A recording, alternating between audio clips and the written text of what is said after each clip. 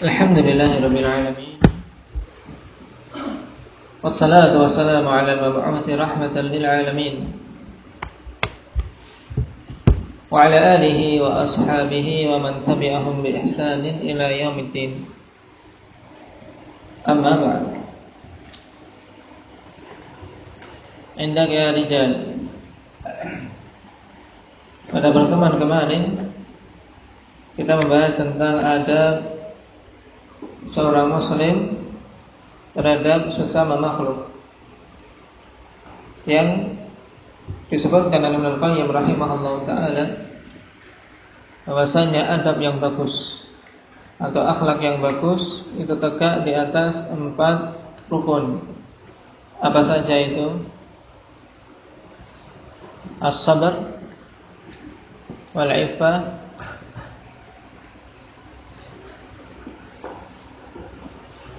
wasyuja'ah,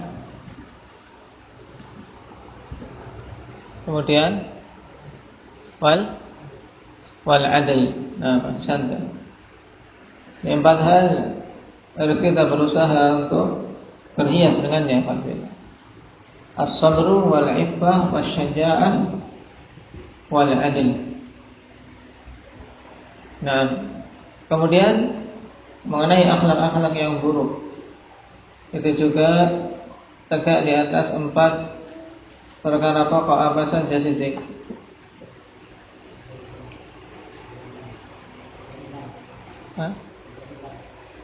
Jahil, terus kezaliman,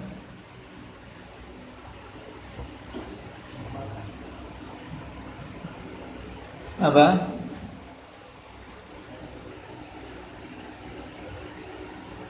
Apa yang ketiga? Syahwat. Terus al-ghadab. Apa saja ukasah yang tepat? Al-jahl, syahwat, ghadab,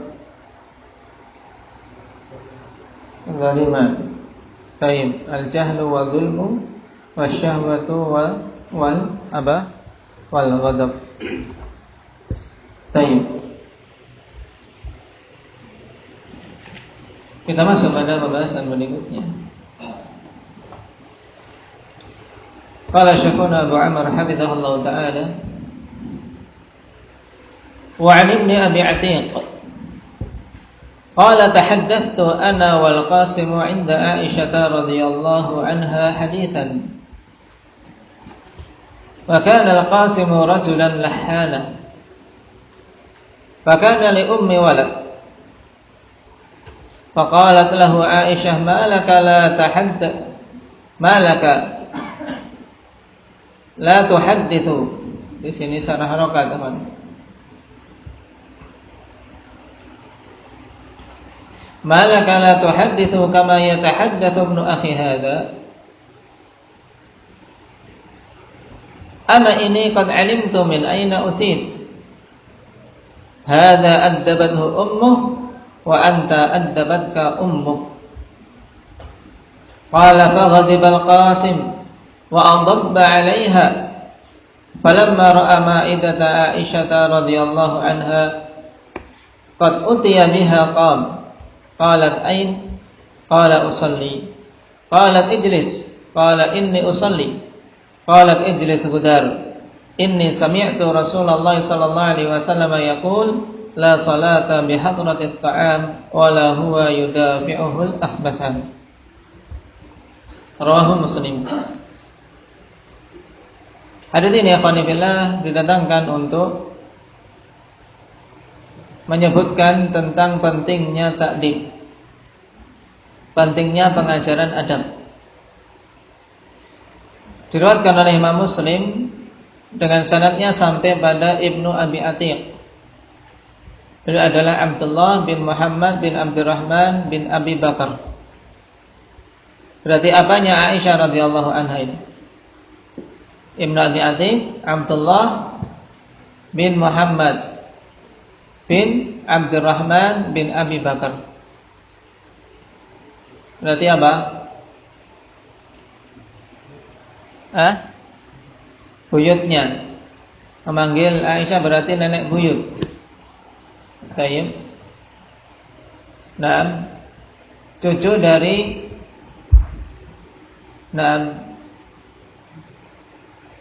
Abdullah bin Muhammad bin Abdurrahman. Ini berarti cucu ya, cucu.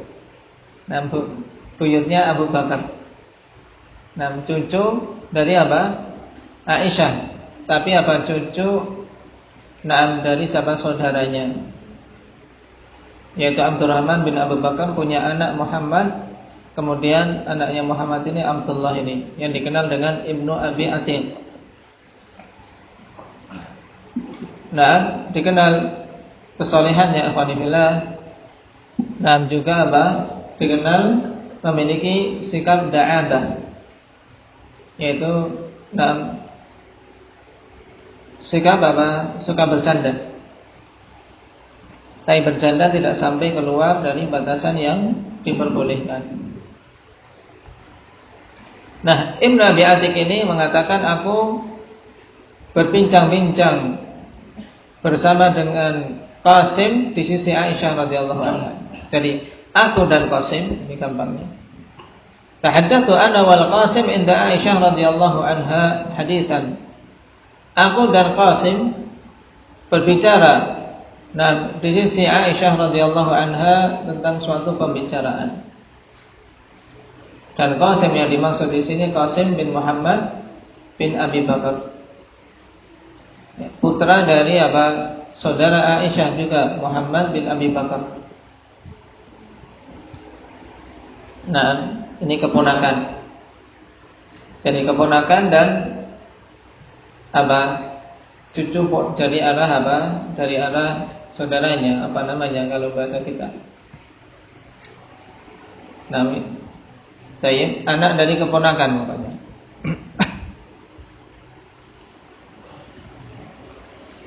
Jadi mereka mahram di sisi Aisyah radhiyallahu anha.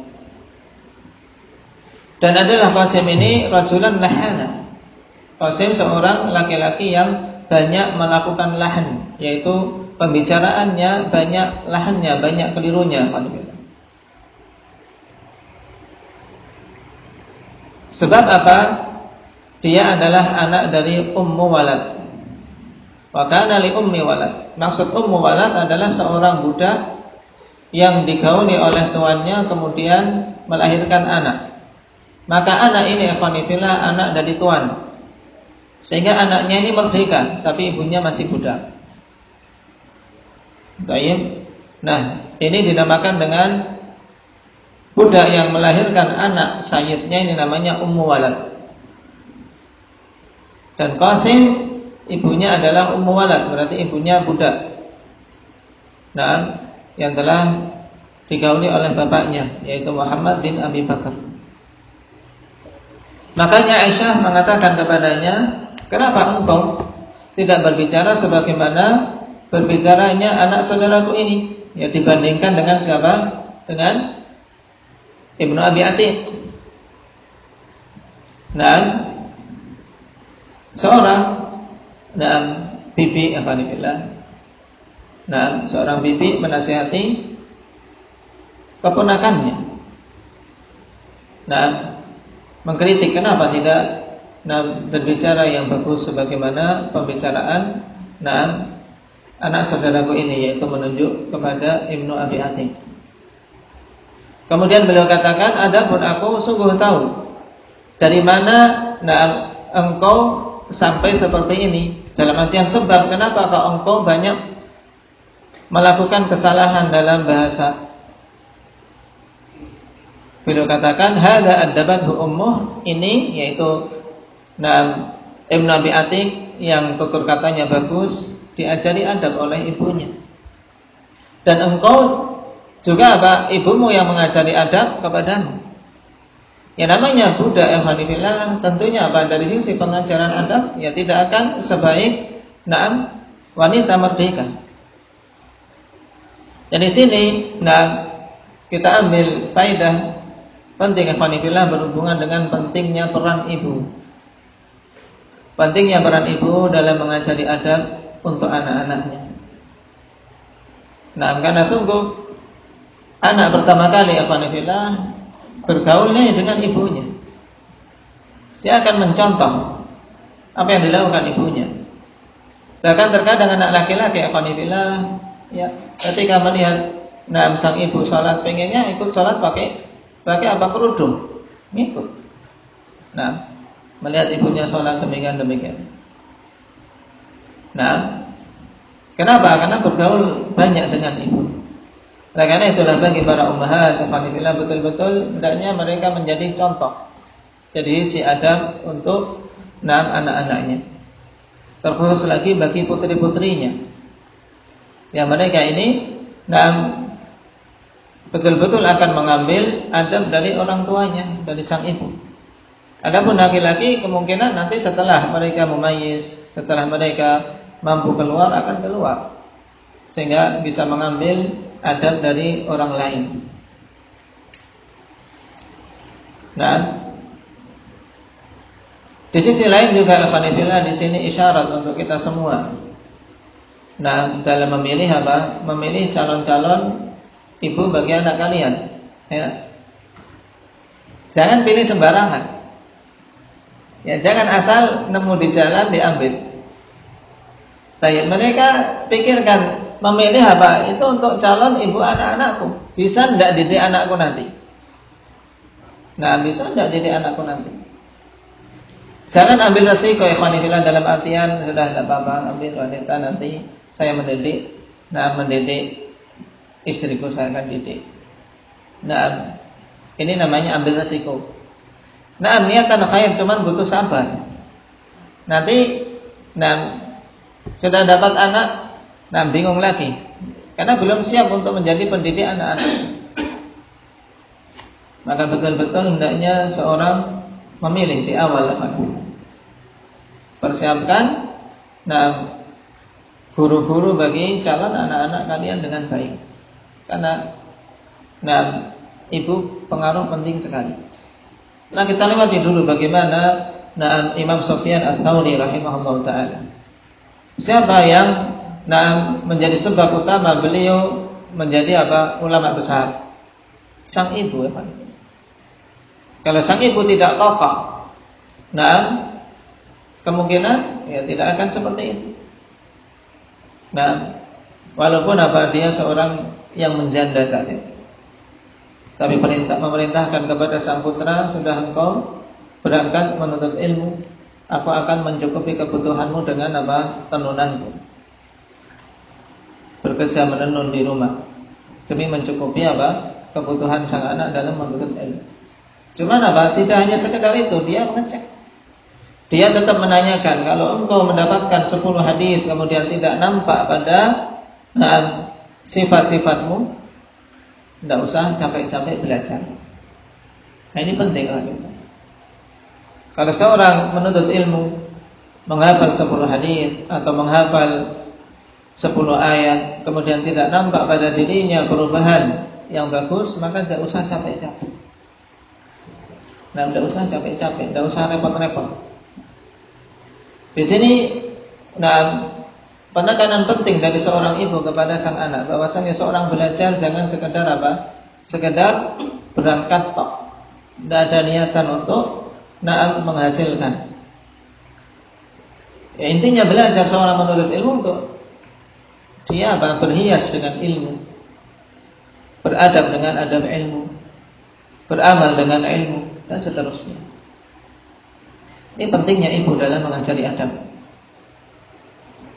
Nah, yang tentunya juga bapak jangan kemudian, para abah jangan kemudian, wah ini saya merdeka berarti. Nah, enggak, semuanya. Cuman di sini Aisyah radhiyallahu anha ingin menegaskan bahwasanya peran ibu sangat penting. Kenapa? Karena bapak-bapak mereka adalah orang-orang utama. Bapak dari Al-Qasim Muhammad bin Abi Bakar. Nah, bapak dari Abdullah Muhammad bin Abdurrahman bin Abi Bakar. Bukan orang-orang yang jahil, tapi orang-orang yang berilmu. Cuma ibunya berbeda, sudah berbeda. Satunya seorang yang merdeka memiliki ilmu, satunya seorang budak yang namanya budak ya tentunya pendidikan dan juga pengajaran dan waktu untuk mendidik itu kurang. Dan ini mujarrab ya Alhamdulillah.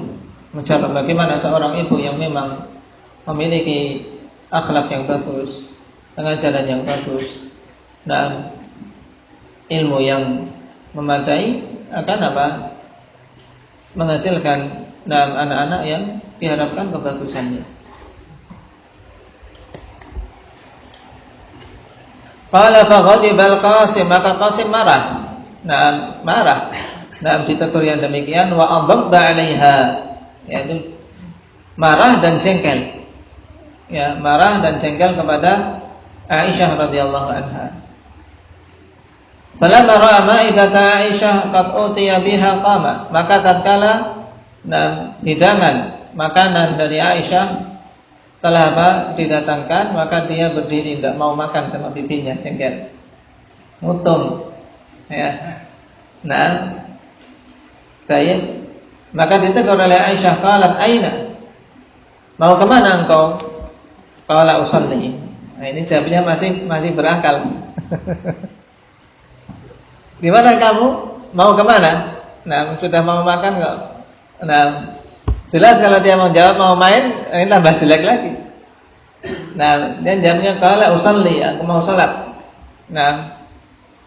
Baik. Qalat ijlis, duduk. Qala inni usalli, sesungguhnya aku ingin salat. Tidak mau makan. Baik. Qalat ijlis budar. Inni sami'tu Rasulullah sallallahu alaihi wasallam yaqul la salata bi hadratit ta'am wa la huwa yudafi'uhu akhbatan. Tapi jadi sebab apa dia dapat hadis. Ya. Duduk kamu. Ya, kemudian ditegur dengan teguran keras oleh sang bibi, ijlis budar. Ya. Duduk wahai anak yang kurang ajar, dalam artian kurang adab. Budar istilah untuk hardikan dan halifilah seseorang yang dari si adab buruk. Sudah waktunya makan, ditawari oleh sang bibi, ditegur sang bibi, kenapa marah? Tegurannya juga bagus, menasihati. Maksudnya untuk berbicara yang baik, tutur kata ditata, sehingga omong tidak sembarangan. Selain dia bibi juga Aisyah adalah ummul mukminin radhiyallahu anha. Sungguhnya aku mendengar Rasul sallallahu alaihi wasallam mengatakan, tidak sempurna salat seseorang dalam keadaan makanan sudah dihidangkan dan dalam keadaan dia menahan dua hadas. Hadis dikeluarkan oleh Imam Muslim. Jadi hadis tersebut disampaikan oleh Aisyah dikarenakan kisah tadi. Dan inilah pendidik yang sejati, ikhwanillah. Tatkala dapat langsung menisbahkan kepada Rasul sallallahu alaihi wasallam bagaimana bimbingan beliau dalam masalah itu. Mengingkari dengan suatu hadis. Bukan kemudian melarang salat, tidak, tapi karena di sana ada larangan dari Rasul sallallahu alaihi wasallam, sudah dihidangkan makanan kok mau pergi salat, itu tidak tepat. Tidak tepat. Baik. Didatangkannya hadis ini untuk menunjukkan pentingnya adab dan pentingnya pengajaran adab semenjak awal. Karena seseorang itu tumbuh sesuai dengan kebiasaan orang tuanya. Bagaimana bait syair yang masyhur dalam masalah ini? Bagaimana Ahmad?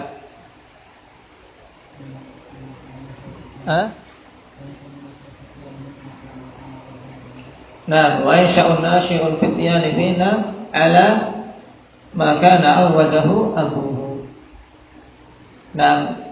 Seorang anak-anak yang baru tumbuh di antara kami itu akan tumbuh sesuai dengan apa yang dibiasakan oleh bapaknya, oleh orang tuanya. Dan ini mujarrab. Seorang anak ya sesuai kebiasaan anaknya. Kebiasaan tidak tertib, maka ya biasa tidak tertib.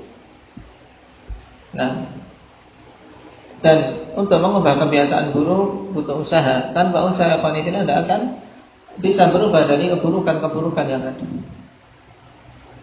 Nah, ketertiban, perkara-perkara yang berhubungan dengan kemaslahatan bersama. Nah, hendaknya tertib. Coba, masalah membuang sampah saja, kalau sudah terbiasa tertib di rumah, ya sembarangan. Sembarangan, ya tidak. Sudah ada tempat sampah, ya masih saja ada tempat sampah, tapi sampahnya di luar tempat sampah. Ini kebiasaan buruk. Nah, orang yang sudah terbiasa dengan adab yang bagus dalam masalah ini, ada sampah plastik, ya disaku dulu lah, nanti sampai di luar. Sudah dinaikkan mobil, ada sampah, dapat rezeki, dapat roti, masih dibuang di bawah mobil. Ya.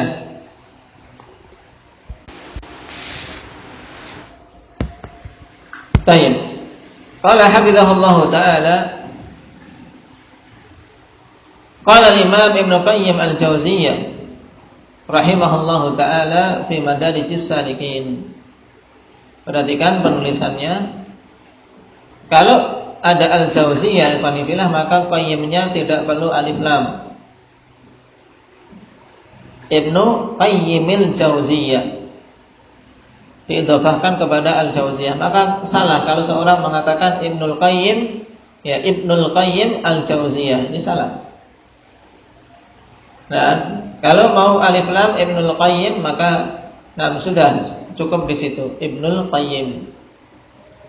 Tapi kalau mau al-Jauziyah ditambahkan, maka qayyimnya tidak perlu alif lam. Kenapa? Karena makna ini asalnya ikhwanifillah dikarenakan bapak dari beliau itu adalah pendiri Madrasah Al-Jauziyah. Maka lebih dikenal dengan apa?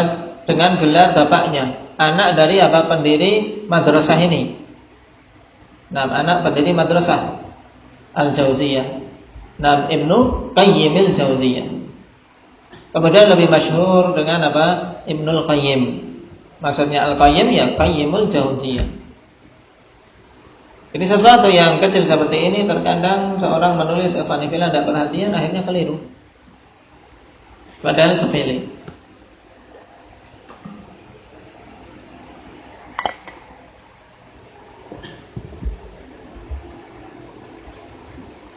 Fi manzilatil adab. Ya, beliau akan berbicara tentang apa? Kedudukan adab. Qala wa hadhihi al-lafdhatu mu'dhinatun bil ijtima'.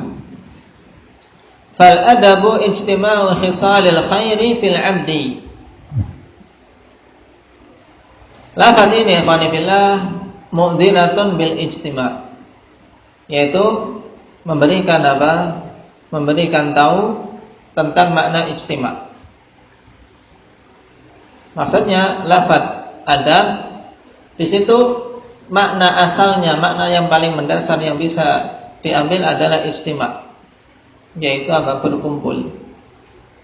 Berarti dari lafaz dasar itu diambil makna secara istilah fal adab ijtima'u khisalil khairi fil abdi. Yang dimaksud dengan adab adalah terkumpulnya sifat-sifat yang bagus pada seorang hamba. Inilah adab. Jadi seorang yang beradab ya seorang yang terkumpul padanya sifat-sifat yang bagus. Nah, wa minhul ma'dubah, dan diambil dari kalimat atau kata yang terkumpul padanya hamzah, dal dan ba. Kata ma'dubah.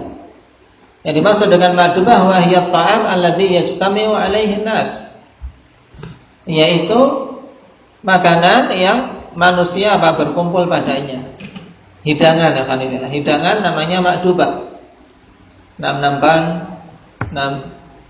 ada hidangan, ada lauk dan seterusnya, kemudian disajikan. Ini namanya ma'dubah. Taib juga dinamakan dengan ma'idah kalau dalam hadis tadi. Itu sama, yaitu hidangan yang di situ manusia berkumpul untuk menyantapnya. Qala wa ilmul adabi huwa ilmu islahil lisani wal khitab wa isabati mawaqi'ihi wa tahsini alfadhihi wa siyanatihi 'anil khata'i wal khalal wa huwa syu'batun minal adabil 'am wallahu a'lam. Setelah beliau memberikan pengertian tentang adab secara umum. Jadi adab yang dibawakan di atas adalah adab secara umum. Kemudian ilmu adab secara istilah. Kalau kita membaca-baca ikhwanifillah kitab, atau kita masuk dalam suatu perpustakaan besar, kemudian di rak-rak ditulis ilmu adab atau ulumul adab, maka di situ kok kita dapati ilmu nahwu, kok kita dapati ilmu syair, apa tidak salah? Nah, maka di sini kita baru tahu yang dimaksud dengan ilmu adab maksudnya adalah ilmu islahil lisan, yaitu ilmu untuk memperbaiki lisan. Dalam artian agar lisan kita tidak salah berucap, agar lisan kita itu ketika ngomong tidak keliru-keliru. Nah, baik, bahasanya benar, menggunakan kata yang benar. Misalnya untuk menunjukkan kemarin, tidak semalam.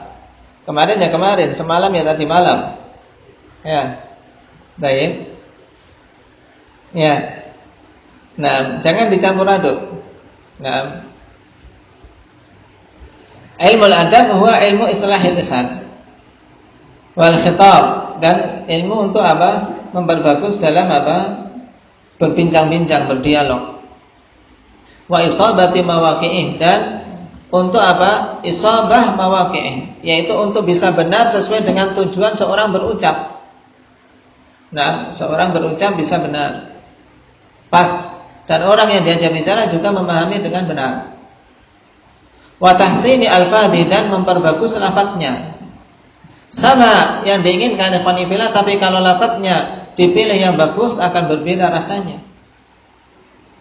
Nah, baik, akan berbeda rasanya. Dan banyak. Nah, dalam pemilihan kata seseorang harus cerdik. Terkadang kata-kata yang memang tidak pantas untuk diungkapkan di depan umum, ini butuh seorang mencari kata-kata yang lain. Nah, sehingga bisa tepat dan tidak mempermalukan diri. Baik.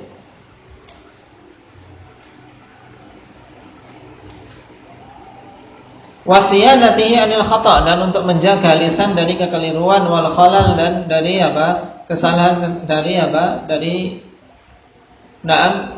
kekurangan-kekurangan.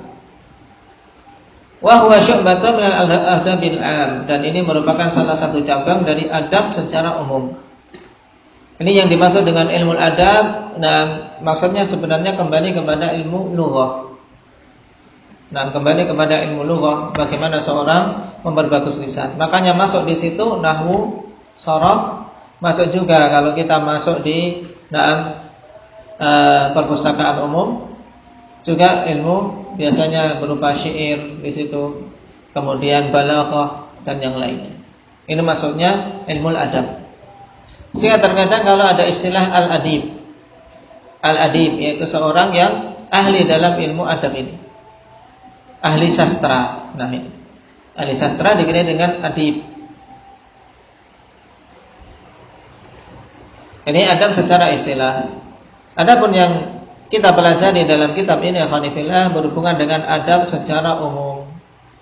Bagaimana seseorang bisa terkumpul pada dirinya sifat-sifat yang bagus. Baik. Ada berikutnya kita ambil insyaallah pada pertemuan yang akan datang.